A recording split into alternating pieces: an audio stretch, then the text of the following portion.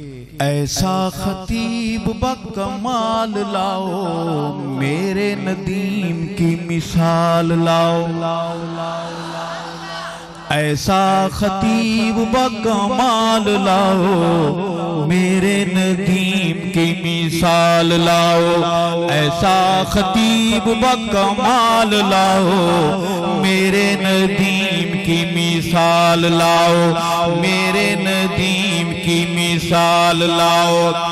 مسلک و دین کا وکیل ہے یہ، شہر خطابت کی قندیل ہے یہ۔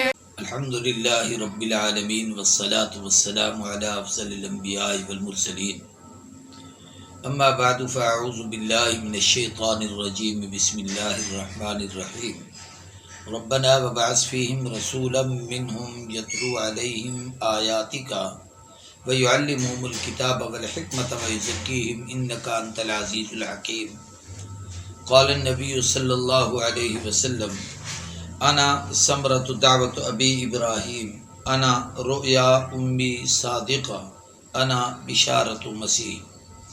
صدق اللہ العظیم و صدق رسولہ النبی الکریم۔ اللہم صلی علی سیدنا و مولانا محمد النبی الامی وعلی آلہ وصحبہ وبارک وسلم۔ انتہائی قابل قدر سامعین و ناظرین، ربیع الاول کی آمد ہے۔ ربیع الاول شریف اسلامی مہینوں میں یہ محرم صفر کے بعد تیسرا اسلامی مہینہ ہے۔ اس کا معنی ہے پہلی بہار۔ ربیع بہار کو کہتے ہیں اور اول پہلی بہار کو۔ اس مہینے کی جہاں اور بہت ساری خصوصیات ہیں، ان میں سے سب سے بڑی اور اہم خصوصیت یہ ہے کہ آمنہ کے در یتیم نبی کریم رؤوف الرحیم علیہ التحیۃ والتسلیم سیدنا و مولانا و مولانا محمد الرسول اللہ صلی اللہ علیہ وآلہ وسلم کی ولادت باسعادت اس بابرکت مہینے ربیع الاول میں ہوئی ہے۔ گویا آپ کی تشریف آوری کا مہینہ ہے۔ بلکہ اگر اس کی اور گہرائی میں چلے جائیں تو ربیع الاول آقا کی دنیا میں تشریف آوری کا یعنی ولادت کا مہینہ بھی ہے، اور پھر ٹھیک 40 سال بعد آپ نے اپنی نبوت کا جب اعلان و اظہار فرمایا تو وہ بھی ربیع الاول کا مہینہ تھا، اور پھر آپ نے جب مکہ المکرمہ سے ہجرت فرما کر مدینہ طیبہ تشریف لائے تو سفر کے آخری دنوں میں مکہ المکرمہ سے روانہ ہوئے۔ 3 دن آپ نے غار میں قیام کیا، یکم ربیع الاول کو وہاں سے نکلے، سفر کر کے 9 ربیع الاول یا 8 ربیع الاول کو قباء کے مقام پر پہنچے۔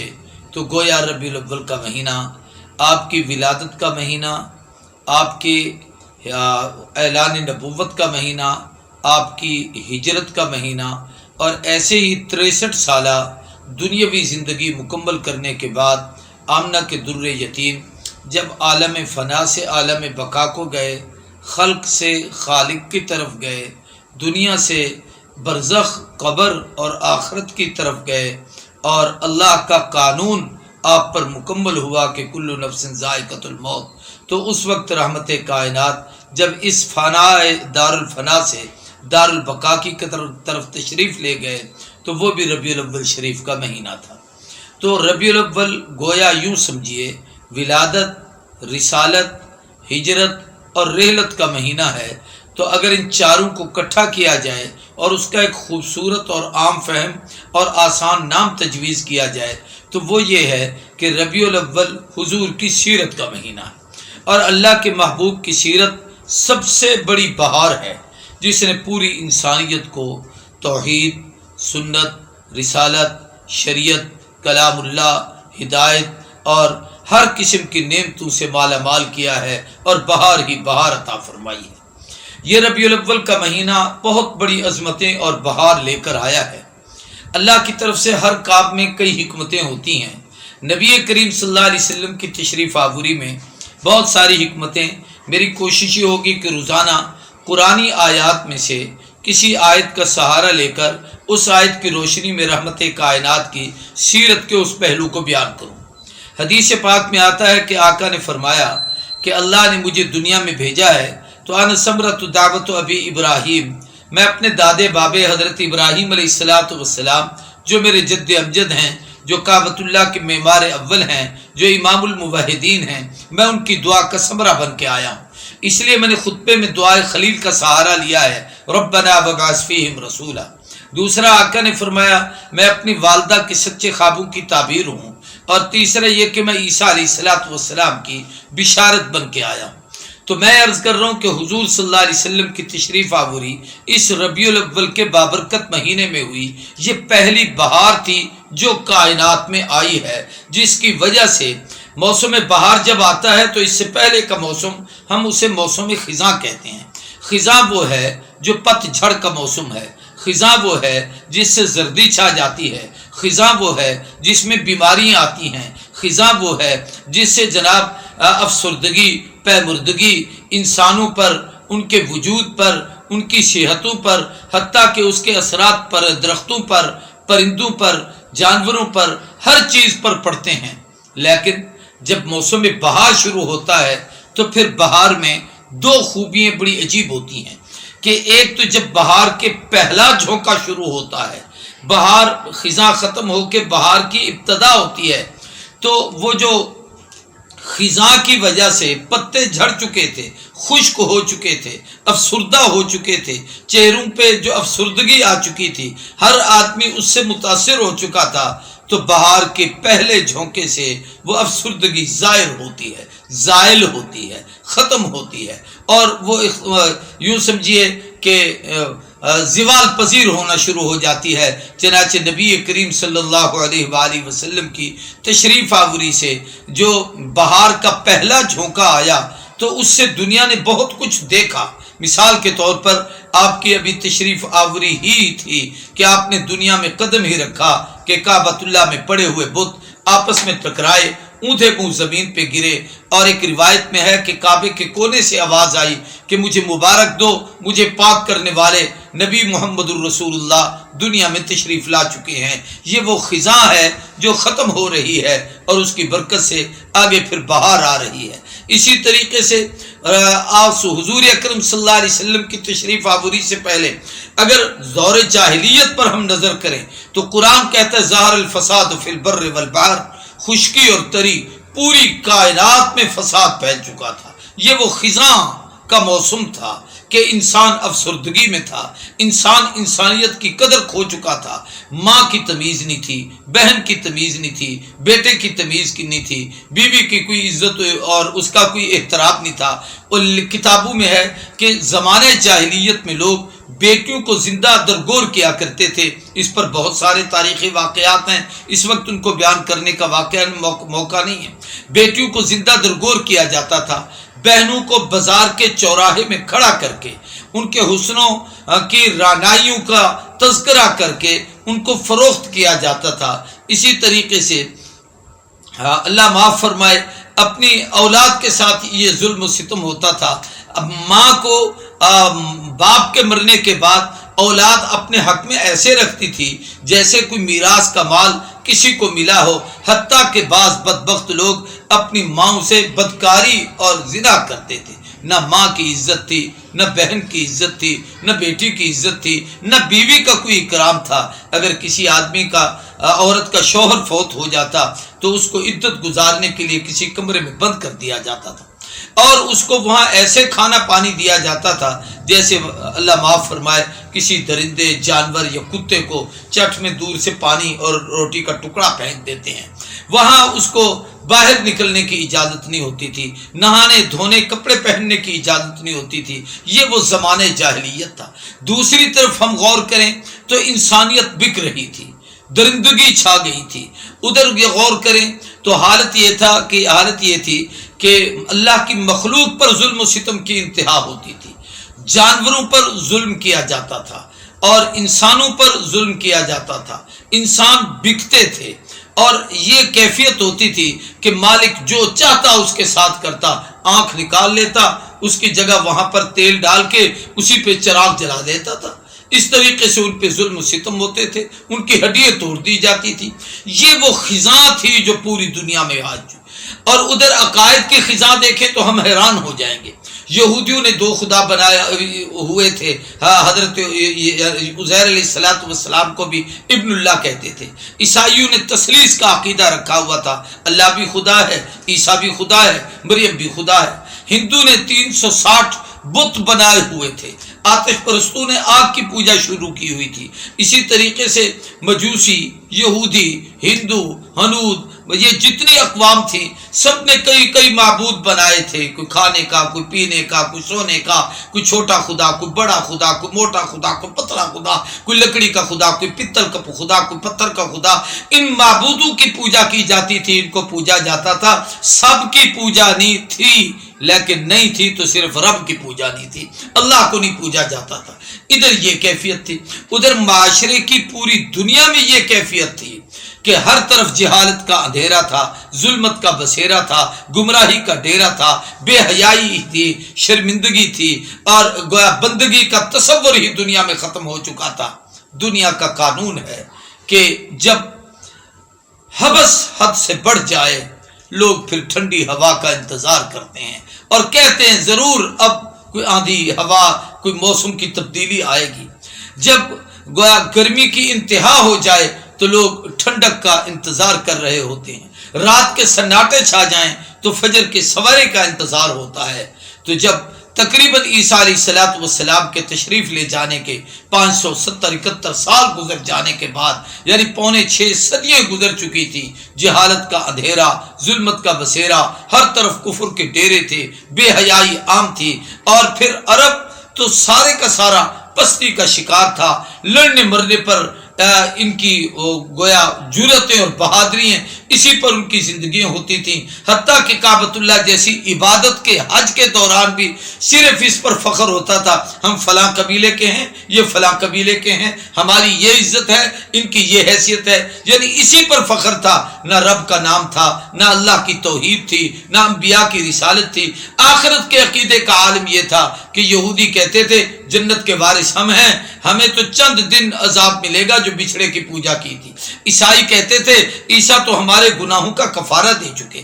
اسی طریقے سے مشرکین مکہ کہتے تھے ہم تو کعبے کے مجاور ہیں، ہم تو ابراہیم کے اولاد سے ہیں، ہم تو سیدھے جنت میں جائیں گے۔ لوگ سمجھتے تھے ہم اپنے بتوں کی پوجا کرتے ہیں، یہی ہمارے داتا ہیں، یہی ہمارے دیوتا ہیں، یہی ہمارے مقصود و معبود ہیں، یہ ہمیں چھڑا کر لے جائیں گے۔ نہ آخرت کا عقیدہ، نہ رسالت کا عقیدہ، نہ توحید کا عقیدہ۔ رسالت کے عقیدے کا تو ویسے ہی تصور ختم ہو چکا تھا۔ وہ لوگ کہتے تھے ہم نبیوں کی اولاد ہیں، اور نبیوں کی کیا ہے، نحن ابناء اللہ و احباؤہ، اللہ کی اولاد ہیں اور خدا کے پسندیدہ اور برگزیدہ ہم لوگ ہیں، ہم سے کون پوچھے گا قیامت کے دن، ہم سیدھے جنت میں جائیں گے۔ جب یہ جہالت کی گھٹا ٹوپ اندھیرے تھے، جب ظلمت کی انتہا ہو گئی تھی، جب بے دینی بے حیائی عام ہو چکی تھی، جب شراب شربت کی طرح پی جاتی تھی، جب زنا مشغلہ ہوتا تھا، جب ماں بہن بیٹی کی عزتیں تار تار ہو چکی تھی، جس وقت یہ کیفیت تھی تو پھر خالق کریم کے کرم کو جوش آیا، رحیم کی رحمت جوش میں آئی، اس مہربان کی رحمانیت نے اپنی مخلوق پر کرم فرمایا، اس کی فیاضی نے گویا یوں جوش مارا کہ اللہ نے اپنے آخری اور لاڈلے محبوب آمنہ کے لال سیدنا مولانا ماوانا ملجانا خاتم النبیین سید الاولین والآخرین شفیع المذنبین رحمت للعالمین سیدنا محمد الرسول اللہ صلی اللہ علیہ وآلہ وسلم کو دنیا میں مبعوث فرمایا۔ آپ ربیع الاول میں تشریف لائے۔ عام الفیل جس سال ہاتھیوں کا واقعہ پیش آیا، اس لیے مولانا حفظ الرحمان سہاروی ایک بہت بڑے عالم ہیں، ان کی 4 جلدوں میں ایک کتاب ہے قصص القرآن، اس میں انہوں نے لکھا ہے کہ یہ واقعہ در حقیقت ارحاس نبوت میں سے ہے۔ ارحاس نبوت اس کو کہا جاتا ہے کہ نبی کے ہوتے ہوئے یا نبی کے آنے سے پہلے، اس کے اعلان نبوت سے پہلے خرق عادت ایسے واقعات ہوں جیسے نبی سے اعلان نبوت کے بعد جو واقعات پیش آتے ہیں ان کو معجزات کہا جاتا ہے۔ تو وہ معجزے ہوتے ہیں، یہ اس سے پہلے واقعات آتے ہیں۔ ان پہلے واقعات میں سے کچھ ہیں، ان میں سے ایک یہ بھی تھا کہ گویا کعبۃ اللہ پر ابرہ کا لشکر نے چڑھائی کی، اللہ نے اسے تباہ و برباد کیا اور سورۃ فیل اس پر اتری۔ الم تر کیف فعل ربک باصحاب الفیل الم یجعل کیدہم فی تضلیل وارسل علیہم طیرا ابابیل ترمیہم بحجارۃ من سجیل فجعلہم کعصف مأکول۔ تو حضور اکرم صلی اللہ علیہ وسلم کی تشریف آوری کے وقت بھی ایسے ہی خرق عادت بہت سارے واقعات رونما ہوئے۔ ان میں سے کچھ باتیں اس وقت آپ کے سامنے عرض کرنی ہیں۔ ایک تو یہ ہے کہ آپ کی ولادت میں بہت ساری چیزیں صاحب علم و کمال لوگوں نے حکمتیں نقل کی ہیں، وہ اگرچہ اپنے اپنے ذہن کے مطابق ان نے لکھی ہیں، حقیقی حکمتیں خالق حقیقی ہی جانتا ہے، لیکن میں اور آپ جتنی سمجھ سکے ہیں اتنی بتا سکتے ہیں، اور یہ ساری محبوب کی عظمت کی باتیں ہیں۔ ہمارے ہاں مسلمانوں میں رمضان المبارک سب سے بڑا بابرکت مہینہ ہے، اللہ نے اپنے محبوب کو رمضان میں نہیں بھیجا۔ ہمارے ہاں مسلمانوں کے لیے وہاں محرم الحرام شہر اللہ المحرم، اللہ کی عظمت کا مہینہ محرم ہے، لیکن حضور محرم میں تشریف نہیں لائے۔ مشہور اور معروف اور ثقہ روایت یہ ہے کہ آقا کی ولادت ربیع الاول شریف میں ہوئی ہے، اگرچہ بعض لوگوں نے مختلف مہینے لکھے، حتیٰ کہ شیخ عبد القادر جیلانی رحمہ اللہ نے اپنی کتاب غنیہ میں 10 محرم الحرام کی تاریخ حضور کی ولادت کی لکھی ہے، لیکن یہ شاذ و نادر ہے، اس کو محققین نے اور باقی اصحاب سیر نے اور صاحب تواریخ نے اس کو قبول نہیں کیا۔ تو آقا کی ولادت ربیع الاول میں ہوئی تو اس کی حکمتیں کیا تھی؟ ایک سب سے بڑی حکمت یہ کہ وہ جو جہالت کی خزاں تھی، ضلالت کی خزاں تھی، گمراہی کی خزاں تھی، بے دینی کی خزاں تھی، بے حیائی کی خزاں تھی، گویا بد اعتقادی کی خزاں تھی، وہ ختم ہوئی۔ حضور آئے تو اب دین کی بہار آئی ہے، حضور آئے ہیں تو علم کی بہار آئی ہے، حضور آئے ہیں تو دنیا میں بہار آئی ہے۔ اب جب بہار آتی ہے اور آقا کے آنے سے جو بہار آئی ہے، آپ اس بہار کو سمجھیے کہ حضور آئے تو جہالت کی خزاں گئی، علم کی بہار آئی، حضور آئے تو ضلالت کی خزاں گئی، ہدایت کی بہار آئی، حضور آئے کفر کی خزاں گئی تو اسلام کی بہار آئی، حضور آئے بدعت کی خزاں گئی تو سنت کی بہار آئی، حضور آئے تو بے حیائی کی خزاں گئی، حیاداری کی بہار آئی، حضور آئے تو ظلم و ستم کی خزاں گئی، عدل و انصاف کی بہار آئی، کہ پوری دنیا میں ایک بہار چل پڑی۔ بہار ہی بہار تھی، ہر طرف ہر ایک کے چہرے پہ اس کے اثرات مرتب ہو رہے تھے، اس لیے اس کو کہا جاتا ہے ربیع اول، پہلی بہار، کہ حضور کے آنے سے یہ پہلی بہار آئی۔ اب جب موسم بہار آتا ہے تو وہ اس کے 2 کام ہیں بڑے عجیب۔ ایک یہ کہ بہار کا جب پہلا جھونکا آئے تو اس سے وہ جو خزاں کے پتے ہوتے ہیں وہ گرتے ہیں، یہ خشک ہوتے ہیں، خزاں سے گرتے ہیں بہار کے جھونکوں سے۔ خزاں میں تو ہوا ہی نہیں چلتی، وہ پتے گریں کیسے؟ تو جب موسم بہار کا پہلا جھونکا آیا تو وہ خزاں کے پتے گرے۔ کیا تھے وہ پتے؟ اگر ہم تاریخ پر غور کریں تو ہمیں یہ سمجھ آئے گا کہ وہ خزاں کے پتے یہ تھے کہ رحمت کائنات کی تشریف آوری سے پہلے خزاں کے پتے تھے کہ ہر ایک کی پوجا ہوتی تھی۔ کعبے میں 360 بت رکھے ہوئے تھے۔ آقا کے قدم رکھنے سے ابھی اعلان نبوت نہیں ہوا، ولادت ہوئی ہے، وہ پتے گرے ہیں کہ کعبے کے بت اونھے منہ گرے ہیں، وہ پتے گرے ہیں کہ کعبے کے کونے سے آواز آئی مجھے مبارک دو، مجھے پاک کرنے والا نبی آ گیا ہے۔ خزاں کے پتے گرے۔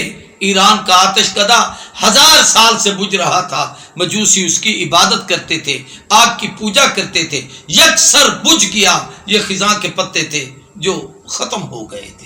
اسی طریقے سے خزاں کے پتے اور بھی بہت ساری اس قسم کے واقعات جو اسلامی تاریخی کتابوں میں ہیں کہ حضور کی ولادت باسعادت کے وقت نظر آئے کہ سیدہ طیبہ طاہرہ اما آمنہ سلام اللہ علیہا، آقا کی والدہ ماجدہ جن کا نام ہی آمنہ ہے، کہ تاکہ بچہ پیدا ہو تو وہ دنیا میں امن لے کے آئے، بسط انداز یکتائی، بغایت شان زیبائی، امی بن کر امانت آمنہ کی گود میں آئی۔ بی بی آمنہ کہتے ہیں حضور کی جوں ہی ولادت ہوئی، تو میں حیران ہو گئی کہ میرے پیٹ سے ایسے لگا جیسے پیٹ کھلا ہے، اس سے ایک روشنی نکلی ہے، اور اس سے میں نے شام کے محلات دیکھے ہیں۔ اشارہ اس طرف تھا کہ اب یہ پیغمبر کا اسلام ہے جو شام تک پہنچے گا، یہ حضور کا دین ہے جس کی روشنی آسمان کی طرف بھی ہے اور چار داغ عالم میں بھی پھیلی ہے، تو پوری دنیا منور ہوئی ہے حضور کے اس نور نبوت کے ساتھ جو سیدہ آمنہ نے آپ کی ولادت با سعادت کے وقت دیکھا۔ اور پھر جب بہار کا دوسرا جھونکا آتا ہے کہ نئے شگوفے، نئے پھل، نئے پھول، نئی ہریالی، نیا سبزہ، یہ لگتا ہے یہ بہار کی ابتدا ہوتی ہے، یہ بہار کا دوسرا گویا نظارہ ہوتا ہے جس کو ہم دیکھتے ہیں۔ تو حضور اکرم صلی اللہ علیہ وسلم کی تشریف آوری سے وہ جو کفر کے پتے، وہ جو جہالت کی خزاں، وہ جو ضلالت کی خزاں، گمراہی کی خزاں ختم ہوئی، اب اس سے جو نیا سبزہ آیا، نئی ہریالی آئی، نئی کونپلیں پھلی اور پھولی، نئی رونقیں آئیں، وہ کیا تھی؟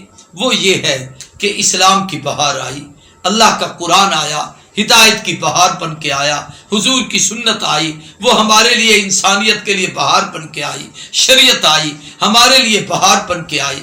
اسی طریقے سے یہ بہار کا موسم تھا جس نے سب کو وہ عروج اور کمال عطا کیا کہ جو جتنا قریب ہوتا گیا اتنا بلند و بالا اور عجیب ہوتا گیا، کہ اگر تاجر آیا ہے تو ابو بکر بنا ہے، تلوار لے کے قتل کے ارادے سے عمر آیا ہے تو عادل بنا ہے، دولت مند آیا ہے تو ذی النورین بنا ہے، کھیلتا بچہ آیا ہے تو حیدر کرار بنا ہے، یمنی آیا ہے تو ابو ہریرہ بنا ہے، ابن مسعود آیا ہے تو فقیہ امت بنا ہے، ابن عباس آیا ہے تو قرآن کا مفسر بنایا ہے، حنظلہ آیا ہے تو غسیل الملائکہ بنا ہے، حمزہ آیا ہے تو اسد اللہ اسد الرسول کے اعزاز حاصل کر رہا ہے۔ یہ پھر وہ بہار ہی تھی کہ جس نے یہ کیفیت بدل کر دی تھی کہ حبشے کا بلال آیا ہے تو عربی نہیں اجمی ہے، سید نہیں حبشی ہے، گورا نہیں کالا ہے، خوبصورت نہیں سانولا ہے، اپنا نہیں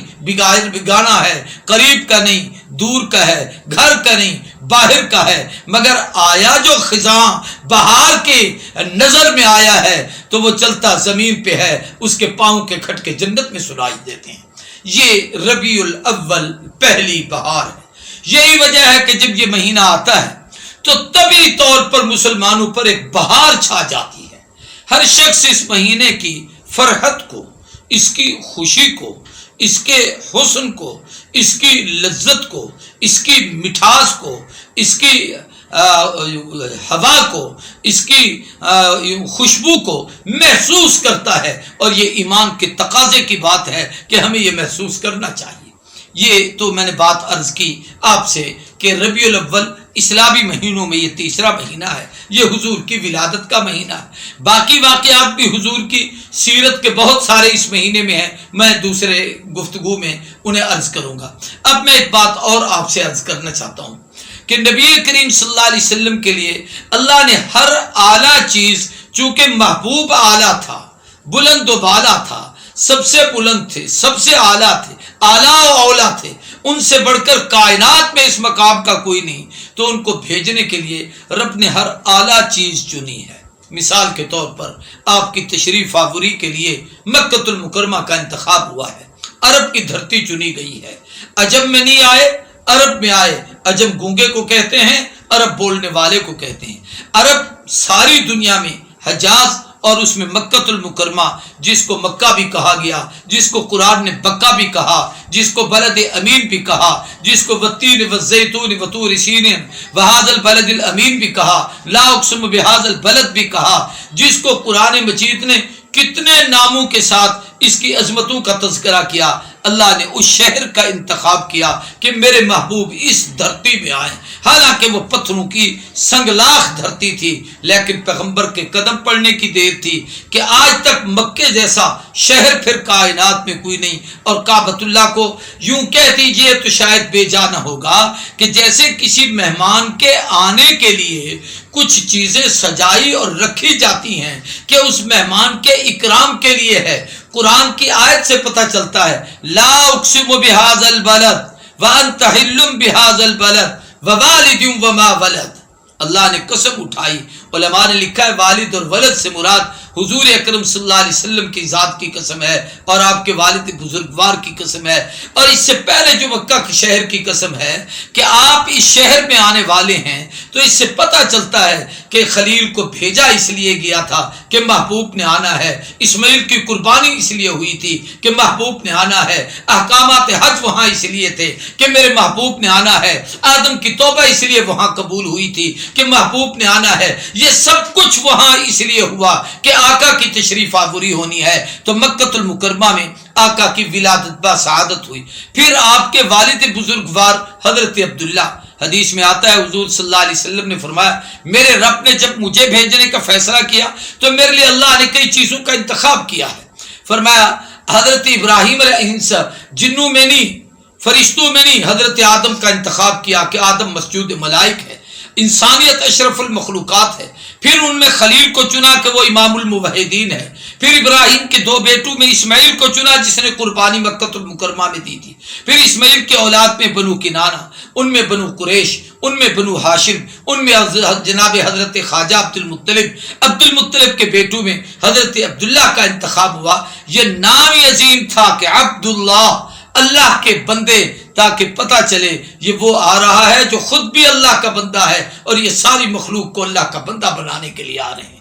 ये आका के नाम का, वालिद के नाम में ये कमाल था। इस तरीके से वालदा माजिदा सैयदा तैयबा ताहिरा, अगरचे आपका ननिहाल मदीनतुर रसूल का है, इसकी तफसील मैं कभी अर्ज करूंगा, लेकिन अम्मा आमना सलामुल्लाहि अलैहा, सैयदा आमना के माने हैं अमन वाली, कि इस नबी के आने से पहले दुनिया फसाद गाह थी, फसाद की आमाज गाह थी। ज़हरल फसाद फिल बर्र वल बहर, खुशकी और तरी में फसाद था। हुजूर आए तो अमन आ गया है, हुजूर आए तो सलामती मिल गई है, हुजूर आए तो ईमान मिल गया है, हुजूर आए तो इत्मीनान मिल गया है। ये अमी बनकर अमानत आमना की गोद में आई है तो अम्मा आमना है। ये हुजूर अकरम सल्लल्लाहु अलैहि वसल्लम की साथ वो आने में जो अल्लाह ने हिकमतें रखी थी, आपके वालिद का इंतखाब है, वालदा का इंतखाब है। आपके लिए दिन का इंतखाब सोमवार चुना गया। मुसलमानों के यहाँ जुमा का दिन है इबादत का, यहूदियों के यहाँ हफ्ते का दिन है, ईसाइयों के यहाँ इतवार का दिन है। इस दिन हमारे यहाँ कोई पैदा हो जाए तो हम उसको नेक फाल समझते हैं कि जुमा की वजह से उसको फजीलत मिली, यहूदी कहते हैं हफ्ते की वजह से फजीलत मिली, ईसाई कहते हैं इतवार की वजह से फजीलत मिली। अल्लाह ने महबूब को सोमवार के दिन भेजकर समझाया, मेरा नबी किसी दिन की फजीलत का मोहताज नहीं, मैंने महबूब को इतनी अजमतें दी हैं कि हर दिन अपनी निस्बत मोहम्मद के साथ जोड़कर अपनी इज्जत बनाने का मोहताज है। आने के वक्त का इंतखाब किया है। उलमा ने लिखा है कि हुजूर अकरम सल्लल्लाहु अलैहि वसल्लम की विलादत उस वक्त हुई जब रात जा रही थी, फजर आ रही थी, गोया कुफ्र जा रहा था, इस्लाम की रोशनी आ रही थी, जिहालत के अंधेरे जा रहे थे और फजर का सवेरा तुलू हो रहा था, इल्म की रोशनी तुलू हो रही थी। सुबह सादिक, सच्चा नबी सच्चे वक्त में आया, कि आने वाला भी सच्चा है, वक्त भी उसको सुबह सादिक कहा जाता है कि सच्चा वक्त है। हमारी जबान सराइकी वसीब की है।